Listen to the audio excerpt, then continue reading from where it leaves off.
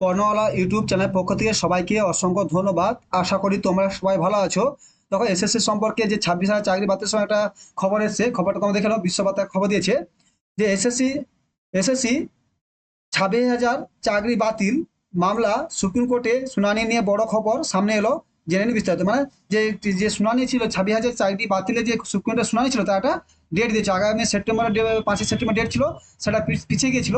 আবার একটা নতুন ডেট দিয়েছে, সেটা তোমরা জেনে নাও, ঠিক আছে? দিয়েছে দেখো।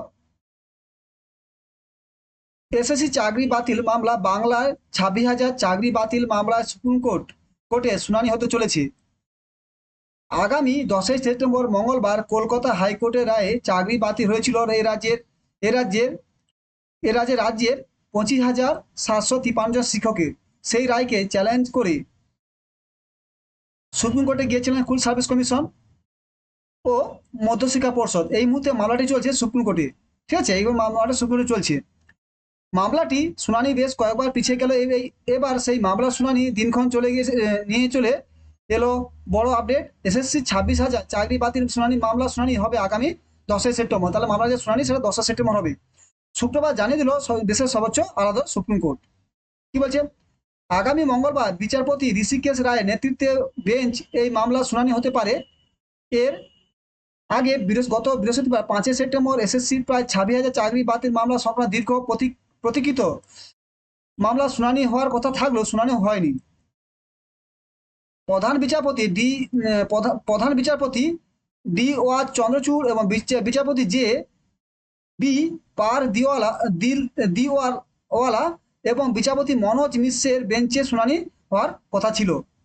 তবে প্রধান বিচারপতি অসুস্থতার কারণে এজলাসে উপস্থিত হতে না পারায় গত বৃহস্পতিবার সুপ্রিম কোর্টের আদালতের 1 নম্বর কোর্টের কোনো মামলা শুনানি হয়নি। মানে তিনি অসুস্থ ছিলেন, তাই হয়নি।